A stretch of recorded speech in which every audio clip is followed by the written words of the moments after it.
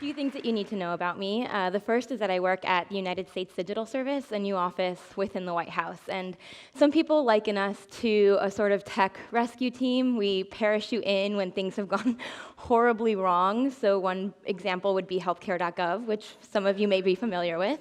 And then other people call us, recently, people have started calling us the President's Geek Squad, which is both a painful reminder of what high school was like, and it makes me wonder if I've been missing out on really great discounts from Best Buy over the past few years. But really what we are is just a group of humans with a specific set of skills that we've been able to put to good use within the government. So we have a team of people who are working on reducing the backlog at the Department of Veterans Affairs, because if you have served our country, you should not have to wait months or years to receive your benefits. Yeah,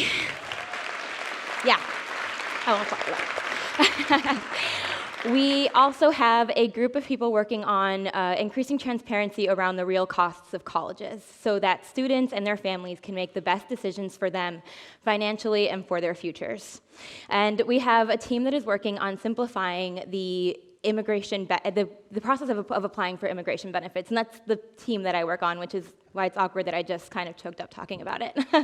And the list goes on and on and on, and you hear about these projects that we work on, criminal justice reform, and projects with the Department of State, and with Social Security Administration, and you realize that we are working on some of the projects that impact you the most every single day. And that's not an anomaly. It's not like we're the only people working on important things in government. It's that the American government is entrusted with working on the most important things every single day, on the things that impact every single one of us and countless people around the country and the world. And so would not be a surprise to anyone up here for me to say that the government is met with a lot of cynicism and skepticism every single day, rightfully. And people ask me how I do my work and why I do it. And I think back to my first job at the White House. It was at the Office of Presidential Correspondence. Think of it as the president's mailroom. Millions of people write the president every year, and they are writing about different types of things. Strong agreement or strong disagreement with a specific set of policy actions. Some are just wishing him a happy birthday. Some are telling him to keep fighting. But a lot of people are asking for help.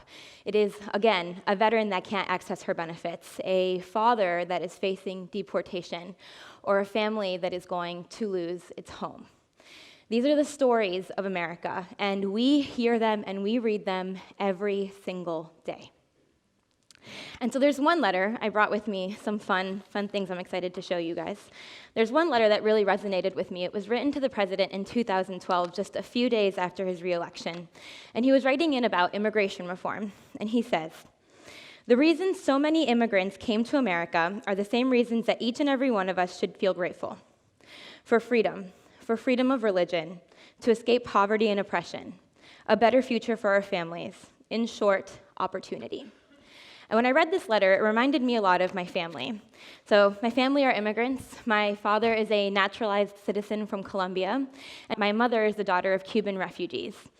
They left Havana on October 9th, 1962, just days before the Cuban Missile Crisis and before Castro closed off all of the airports. So I think about that sometimes, and I think, had they just waited a few more days, there's a high chance that I would not be here right now, that my grandparents would have never left Cuba. And often I think about what that journey was like for them, to get on an airplane, to start this new adventure with no predefined outcome, to not know what is waiting for you on the other side. And I wonder what that process was like. Was there somebody that was waiting for them in Miami that helped them fill out the forms, that said, here's what you need to do to register to be a refugee? Like, where do you find this information? Because today I would Google it, and even when you Google it, it's pretty complicated. And so I think a lot about their stories and their experiences. And when I first started working on immigration at the White House, I had the opportunity to go to the storage facility where the Department of Homeland Security stores all of the immigration records for the past 100 years, all of the immigration files. So to put it into context for the people who are sitting in this room, this theater is 100,000 square feet. This storage facility is a cave. I will not tell you where, although I think it's public, and it is 300,000 square feet. So imagine this room, 3 times bigger, lined with shelves, And on those shelves are everyone's immigration records, filled with stories, with experiences, with their dreams for their future. So when I started working on immigration, I thought about my family. I think about all of these people, all of these shelves and shelves of paperwork and of forms that I had seen. And I thought a lot about what we could do within the existing parameters of our immigration system, along with our team, to improve this process for people. The Department of Homeland Security processes millions of immigration records every single year. Who here has ever helped someone apply for an immigration benefit? Who here knows somebody that has been through some sort of immigration process before, or knows an immigrant, or knows somebody who's going through the process? The hands slowly go up and up and up and up. And so if you ask them about this experience, it might tell you that it was really complicated. So complicated that often people decide to hire third parties to help them through the process. Hundreds of extra dollars on top of the hundreds of dollars that they're already spending to process these forms so that they can help them through our process. That to me is unacceptable, right? Like the government needs to be providing information so clearly, so understandably that nobody should ever have to hire a third party to help them through it. So the other day, and I think that they're going to zoom in on this because it's very small, but the other day one of my colleagues was on the metro. I hope it wasn't the red line, but she was on the metro, and she found this piece of paper on the floor, and I asked her why she picked it up, and she said that it was because it was handwritten, and people don't handwrite things anymore. But then she gave it to us, to one of my colleagues on the immigration team, because it said www.uscis.gov, United States Citizenship and Immigration Services. And she didn't know what any of this on the other side meant, but she figured that we might be able to make sense of it. So looking at this, all of these numbers here, the I-134, the I-765, the I-130, okay, you can see it. These are all immigration forms. And next to them are the numbers of how much every single form is going to cost to fill out, for a total of about $1,800.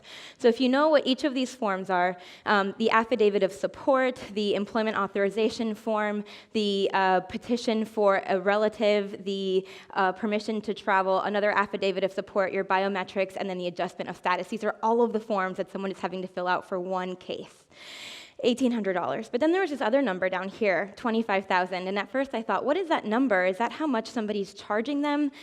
Like a third party? And I said, well, that's absurd. That's too much. And then other thoughts raced through my mind. And then I thought, well, they do the math wrong, and that's really bad math. There's no way that you go from $1,800 to $25,000. So actually, that number, $25,000, that is the poverty guideline. That is the amount of money that you need to make for a household of 3 to be able to petition for a relative to come here. So without deducing too much from this person that was on the metro with my colleague as she rode in to work at the White House, and we don't know where this other person was going, we know that on their mind were all of these forms, how much it was going to cost, and perhaps that it was going to be a huge financial burden for them. So, why do we do this work?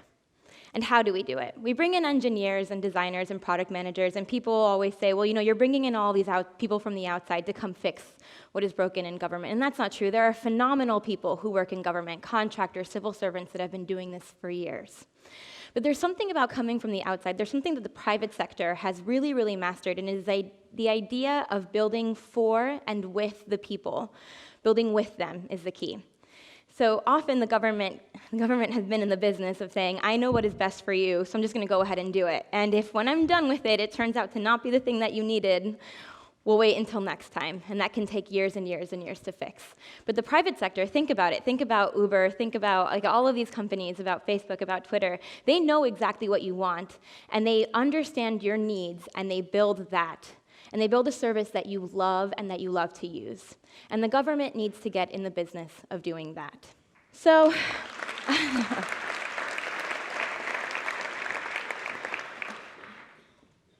almost exactly a week ago today, the White House and the entire tech community and the DC community, and actually the entire country from what I've seen, lost someone very close to them. His name was Jake Brewer. He was a senior advisor at the Office of Science and Technology Policy, and he was also the co-founder of an organization called Define American, which aimed to really rethink what it means to be American and to rethink the national dialogue around immigration reform.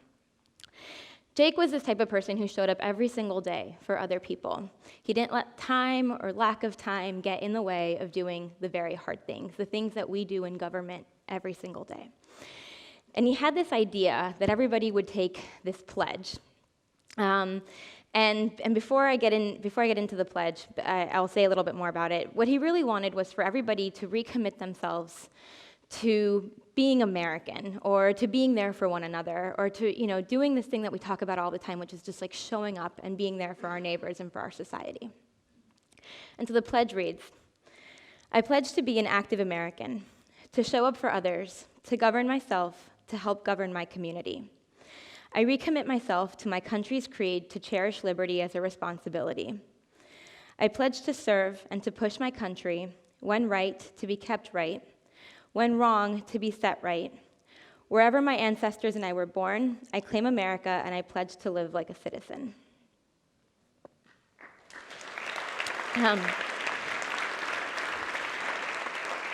So, what does that mean, though, to be a citizen? The definition of a citizen is somebody who, one, owes allegiance to a nation, but then two, has the obligation and the duty to protect it. So I think that every single one of us, we watch the news, we get really frustrated with what we see, whether it's the refugee crisis or the, or healthcare or the current ongoing debates. It's easy to feel frustrated and to think, I want to do something. And as it turns out, we all have it within ourselves and as part of our responsibility to show up and to do something. The work that we do requires a lot of empathy. It requires really, really, truly understanding the people that we are serving on the other side so that we can give them what they need every single day. And it speaks to Jake, and it speaks to, every story that I've heard about Jake over the past week, that he just had this amazing amount of empathy for the people around him. He wanted to cultivate all of these relationships. He wanted to make sure that we were all here for one another. And so what I want you to know is that I commit, and the United States Digital Service, and all of the people that we work with commit to being here for each and every single one of you. Thank you.